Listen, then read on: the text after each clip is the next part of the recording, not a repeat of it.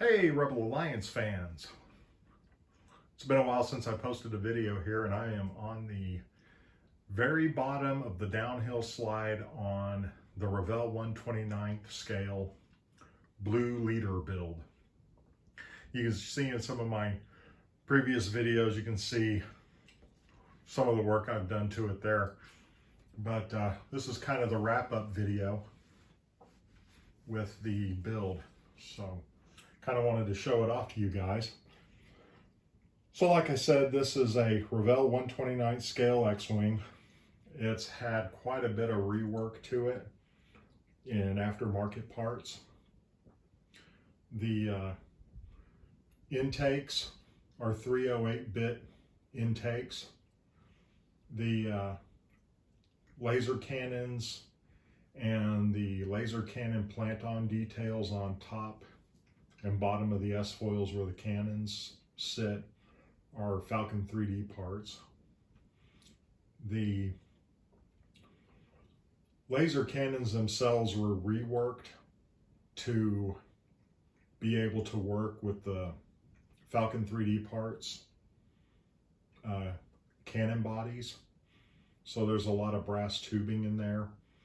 I chopped off the tips of the barrels themselves and replaced those with brass tubing.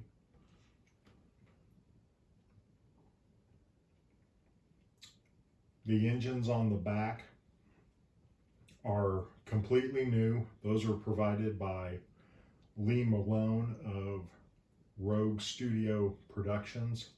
He 3D printed those for me. So I'll just do a little bit of a spin here so you can get a look at the model itself. The canopy is also a Falcon 3D parts replacement canopy.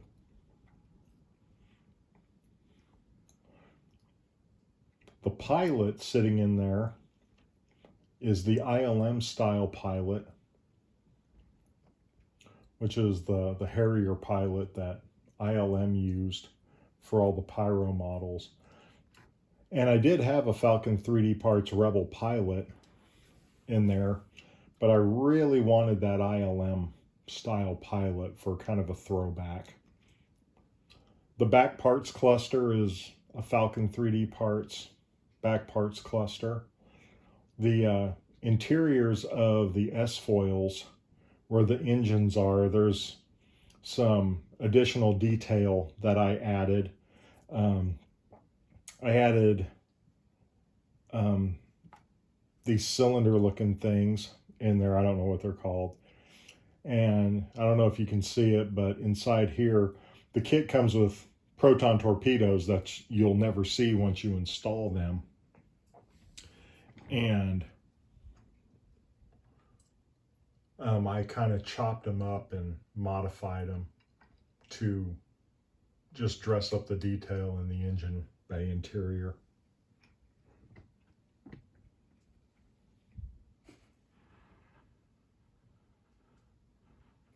For this kit, replacing these engines really gives the model a whole new look. They're much more accurate, much more to scale with the filming miniature. These plant-on details here and here are Falcon 3D parts.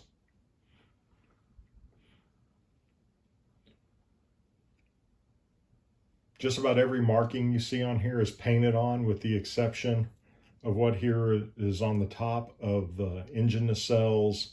These little details, these black dots that you see scattered throughout are all airbrushed on.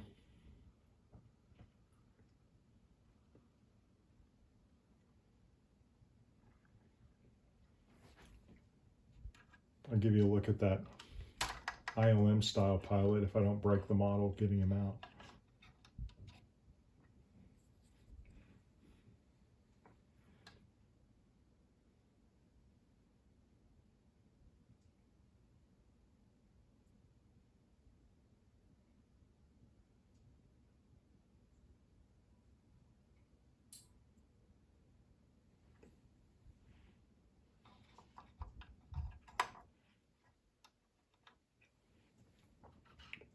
The R2 unit that comes with the kit is actually a really good R2 unit. The only drawback to him is the way Revell has him broken down. Instead of having the dome as a separate piece, it's a front and a back half with the dome.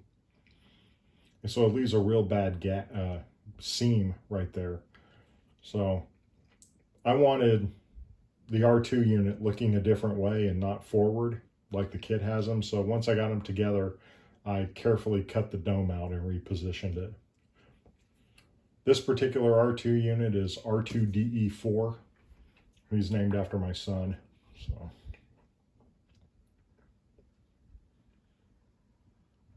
but overall, I couldn't be happier with how this has turned out.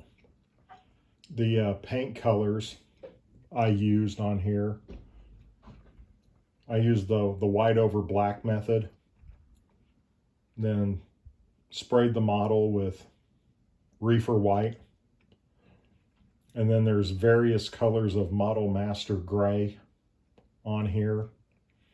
The blue is Vallejo dark blue. This color here on top of the S-holes that you see, that tan looking color, is actually trench olive.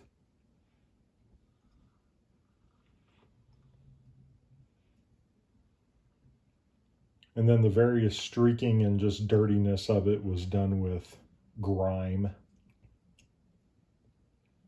And then there's a few places with pastels done on it. You'll see, if you could see it in person, that there's some red rust tinges to some things, and that's all done with pastels and black pastels and gray pastels, chopped into a fine powder and then streaked. The decals that are in place, like the TIE Fighter kill markings, this little diamond, these red and blue decals, which are actually the Tamiya logo at the bottom of a Tamiya decal sheet cut in half. These were provided to me by another fellow builder. He says that they are Jason Eaton's decals. I don't think you can see the bottom, but there's some additional decals there on the bottom.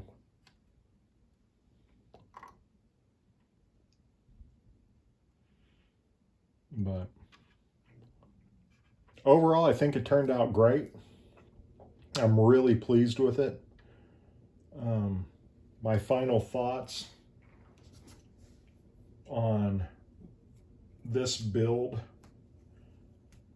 really just go back to the manufacturer of the kit, which is, this is of course the Revell kit. No one else makes a kit in this scale.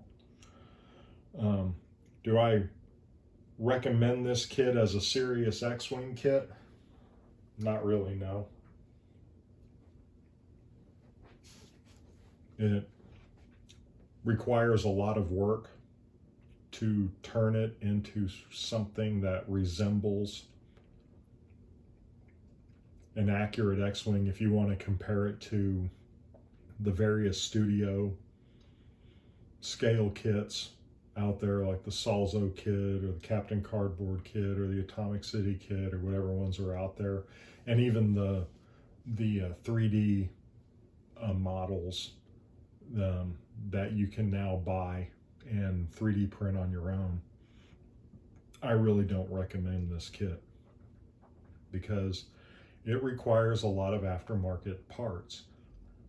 And those aftermarket parts, with just what you see here, the price of the kit plus the aftermarket parts will cost you about $450.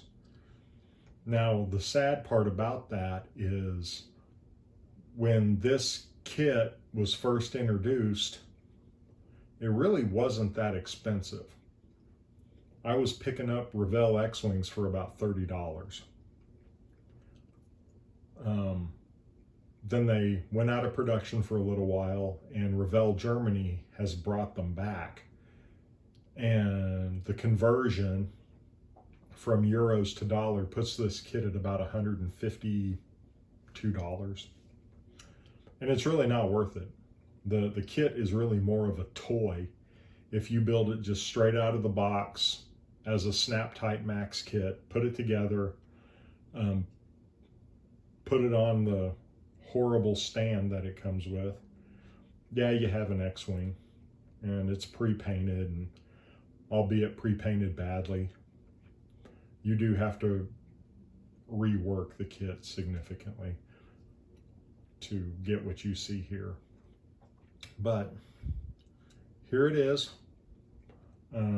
Once again, sorry it's taken me so long to post. You know, life, things happen, and tied up with work, but here it is. I was really hoping I could make it to Wonderfest this year, because I would have loved to have taken this and my Red 5 build and some of my various other builds, but that's not going to happen this year, and it has nothing to do with COVID. It just has to do with timing. So anyway, I hope you all enjoyed this. Leave me some comments below. Tell me what you think. I'd really like to hear them. If you like my channel, if you're watching this video for the first time, like I've stated in some of my past videos, I don't post really regularly, but when I do, I try to make it something substantial and make it something worth watching. So like it and subscribe, and you'll get notified for my next video. So may the force be with you. Thanks for watching.